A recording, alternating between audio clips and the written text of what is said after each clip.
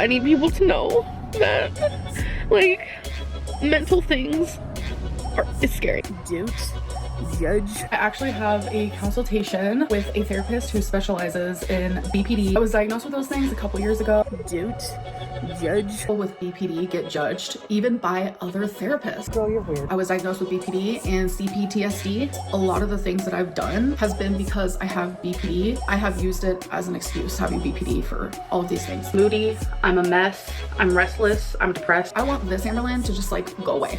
I like to reflect. I'm very much a reflector. I don't manipulate people. As soon as she would turn on the camera, it would be a completely different person. I'm not Freaking the problem. I have taken accountability for the things that I've done. Hello. BPD girl.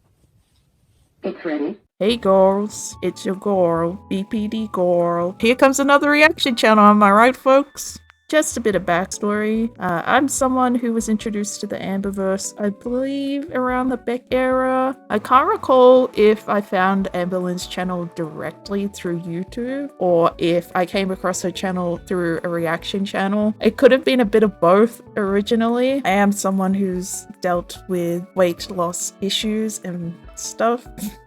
The reason I'm mentioning that I've dealt with weight loss issues is because there seems to be a trend that I've seen where the reason these reaction channels came across Amberlynn Reid in the first place is because they have consumed weight loss related content on YouTube and or vloggers in general. But she's not a weight loss channel.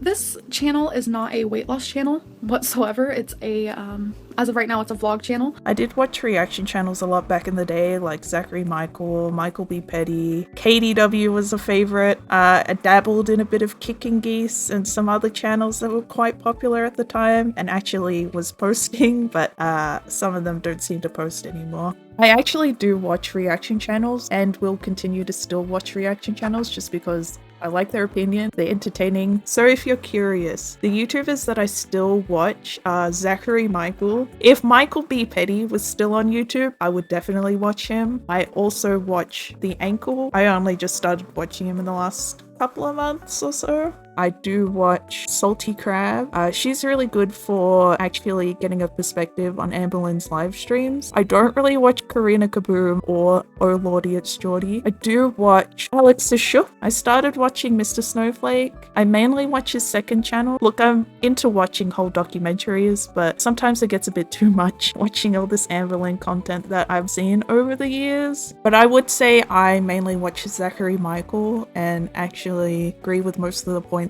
that he makes. I do also agree with his morals. A lot of people say that, well, some people say that he's a Amberlynn empathizer or sympathizer and protects Amberlynn, but I don't really see that. But there's also plenty of people that go, hey, he's not supporting Amberlynn, but you know, you can't control what people say. I don't agree with everything everyone says on those channels, which is also why I wanted to make my own channel, because I'm a very opinionated person, but I'm also a very analytical person, and I do like to actually explore things further. I also started watching Hector Kana recently, and I do like a lot of his content in terms of analysis, and I do plan on reacting to some of his videos, especially the ones where he talked to Amberlynn Reid supporters. And I don't want to watch Amberlynn directly, even though I've started my own reaction channel. In saying that, in order to actually do my reaction channel right, I'm gonna have to also watch Amberlynn's content directly. So that's gonna be a thing. I've actually, in preparation of figuring out what I want to do with this channel, I've actually unfortunately been raw dogging ALR videos, and man, I knew reaction channels would say, oh,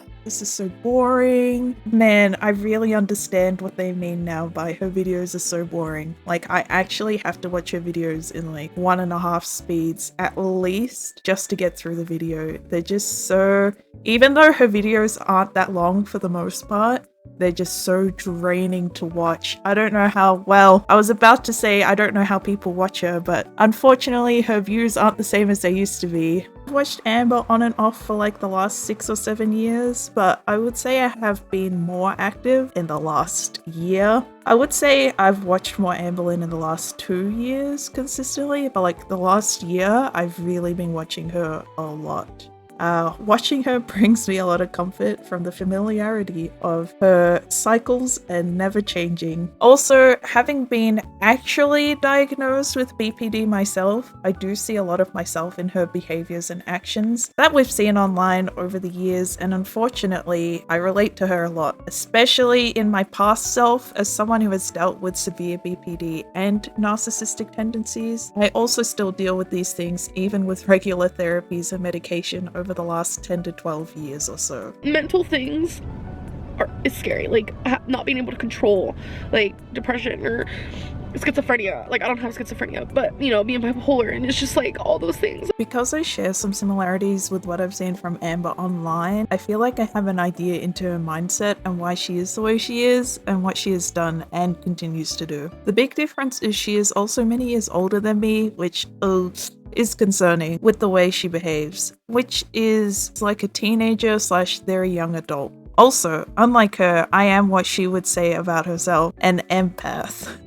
I do have some empathy for Amberlynn, but at the same time, I understand how shitty she has been this whole time up until this very day. How I use my empathy is to be kind and courteous, to try and understand people's perspectives and why they may feel the way they feel. I also had time to understand my own past actions and how that affected other people and where I went wrong, and try not to repeat those actions. You could say I'm a big reflector. I like to reflect. I'm very much a reflector. No, I don't speak for all people who have BPD, nor am I some kind of professional. I'm just someone who is sort of well versed in mental health / psychology due to liking knowledge and dealing with severe mental illnesses like BPD, anxiety, depression, PTSD, and maybe some underlying ADHD, which I will look at getting tested for when I can afford it, just because, as you may be able to tell, I'm from Australia. So even though we don't have to pay out of our ass in medical bills like America, being tested for ADHD as an adult costs big monies. And unfortunately, like everywhere else in the world, a lot of women had misdiagnoses when they were children. And unlike ALR, I don't think I have something like ADHD and autism just because I can relate to some symptoms. It's something I've considered in the past growing up, but also I've done a lot of digging, and I'm definitely open to the possibilities of not actually having those things just because there's something called comorbidity. And I'll get to that and dissociation in a separate video. My psychologist thinks there's a strong possibility that I do have ADHD, but I need to get tested by an ADHD specialist who is a psychiatrist, because even if my psychologist tests me, she can't prescribe me meds if I wanted to trial them out and see if it helps. Also, I don't see my psychiatrist anymore because I don't think he can help me further in my journey, but that's a story for another time. Basically, my plans with this channel is to discuss my own perspective as someone with BPD who has been diagnosed with BPD for at least, I don't know, we're going on 10 years here, so I would know a thing or two about BPD, as you can see by my cool certificate here. So I will be reacting to Amberlynn content, as you can tell by my channel so far in this video. So my plan is to react just her current videos. I don't know if I might dabble in some, you could call them retro reacts, but for now, especially since she's seeing a psychologist and her perspective has changed so much and she really understands BPD, I will be covering that a lot more. Again, I have BPD. Can't say the same about Amberlynn, but I do think, as someone who's been watching her a lot lately, she does seem to actually exhibit some BPD symptoms, whether that is comorbid symptoms with narcissistic personality disorder. Unfortunately, I don't know for sure. It's something we will be exploring further, as again, someone who has BPD and has dealt with narcissism from people in my life and my own narcissism through my own actions. We will explore this further.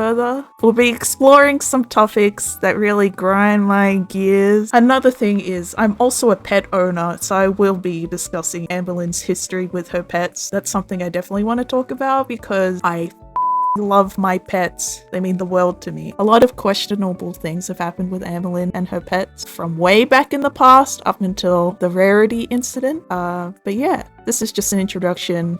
Very basic introduction to who I am and what my plans are with this channel.